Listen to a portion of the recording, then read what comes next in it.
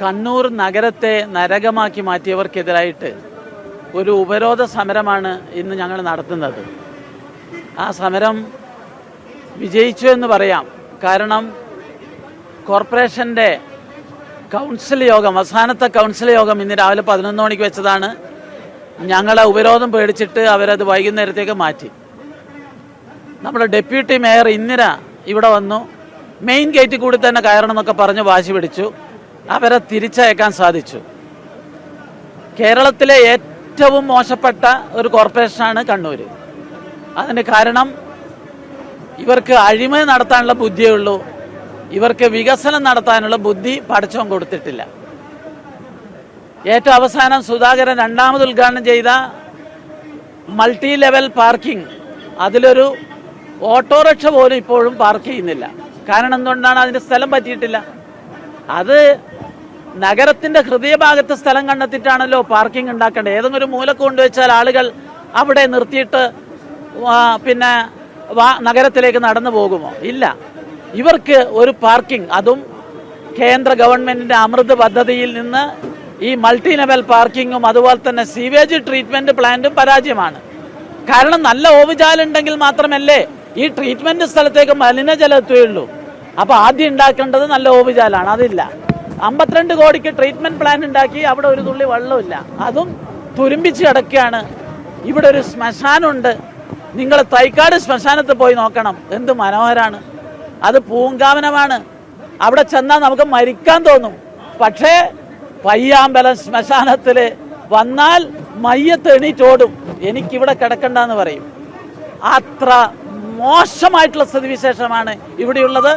ഇതിനെതിരായിട്ടുള്ള അതിശക്തമായ വികാരമാണ്, പ്രതിഷേധമാണ് ഞങ്ങളിവിടെ ഉയർത്തിയിട്ടുള്ളത്. ഈ കോർപ്പറേഷനിൽ ഭാരതീയ ജനതാ പാർട്ടിക്ക് നരേന്ദ്രമോദിയുടെ ടീമിനെ, രാജീവ് ചന്ദ്രശേഖരൻ്റെ ടീമിനെ ഈ കോർപ്പറേഷൻ ഏൽപ്പിക്കുകയാണെങ്കിൽ നമുക്ക് ഒരു വലിയ മാറ്റം ഇവിടെ സംഘടിപ്പിക്കാൻ സാധിക്കുമെന്നാണ് ഞങ്ങൾ ഈ സമരത്തിലൂടെ ജനങ്ങളുടെ മുമ്പിൽ വെക്കുന്നത്. PM ശ്രീ പദ്ധതിയെക്കുറിച്ച് LDFനും UDFനും ഇതിനെക്കുറിച്ച് ഒരു മണ്ണ് പുണ്ണാക്ക് പറഞ്ഞൂടെ. ഇവർ കുരുടൻ ആനയെ കണ്ടതുപോലെയാണ്.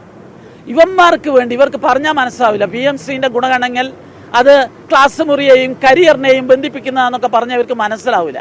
കാരണം അത്ര വിവരം ഇവർക്കില്ല. ഇവർക്ക് പ്രാക്ടിക്കലായി ഞാനൊരു സംഗതി ഒപ്പിച്ചിട്ടുണ്ട്.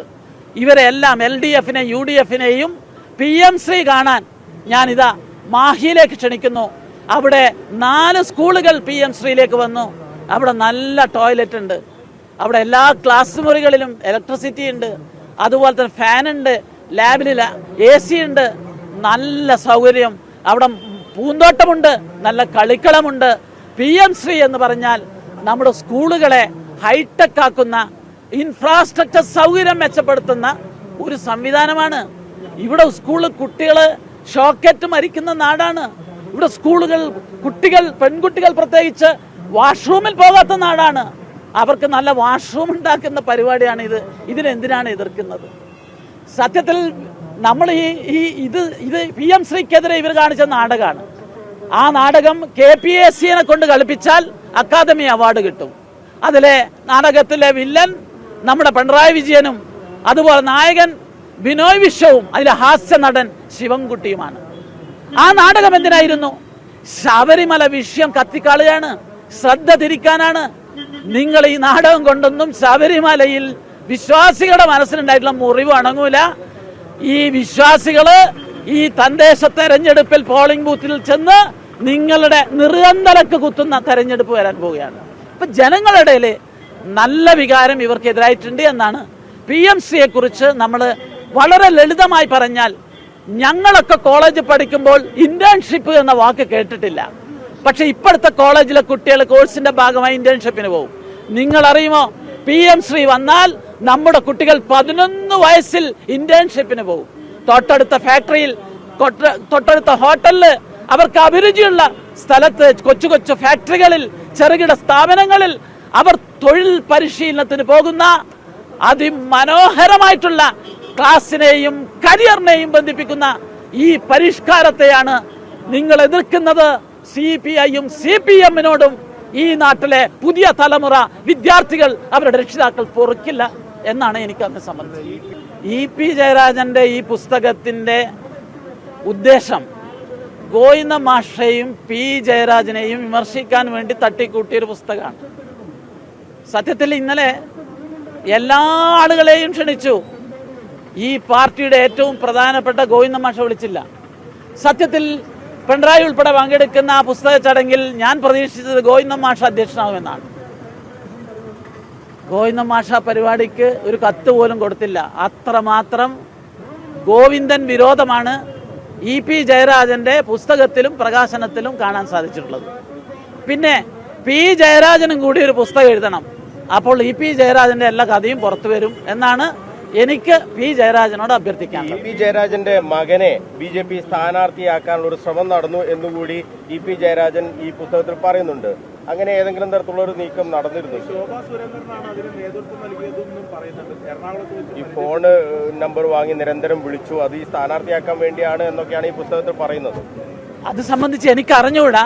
പക്ഷെ EP ജയരാജൻ CPM വിട്ട് BJP ചേരാൻ ആഗ്രഹിച്ചിരുന്നു. പക്ഷേ ജയരാജൻ മാമനോട് ഞങ്ങൾക്ക് പറയാനുള്ളത് ആ പൂതി അങ്ങ് നടക്കൂല. എല്ലാ ആളുകളെയും BJP എടുക്കാൻ പറ്റൂലല്ലോ. നിങ്ങൾ എടുക്കാത്തത് കൊണ്ടാണോ ഇത് നടക്കാതെ പോയത്? തീർച്ചയായും ജയരാജന് ഞങ്ങളുടെ കൂടെ വരാൻ താല്പര്യമുണ്ട്. പക്ഷേ ഞങ്ങൾക്ക് അദ്ദേഹത്തോട് അത്ര താല്പര്യം. പ്രകാശ് ജാവ്ദേക്കർ കണ്ടതും അതിന് വേണ്ടിയിട്ടായിരുന്നു. എല്ലാവരുമായി സംസാരിച്ചിട്ടുണ്ട്, ഞങ്ങൾ ചർച്ച ചെയ്തു. ജയരാജൻ വേണ്ട എന്നാണ് പൊതുവുള്ള വികാരം. കാരണം ജയരാജന്റെ കോലത്തിലുള്ള ആള് പറ്റിയ പാർട്ടിയല്ല ഭാരതീയ ജനതാ പാർട്ടി എന്നാണ് ചർച്ച നടന്നിട്ടുണ്ട്. അതാണ് ഞങ്ങളുടെ വികാരം. ജയരാജനുമായിട്ട് തന്നെ ചർച്ച നടന്നു. അതുകൊണ്ട് എനിക്ക് തോന്നുന്നത് P ജയരാജൻ കൂടി ഉടനെ ഒരു പുസ്തകം എഴുതണം.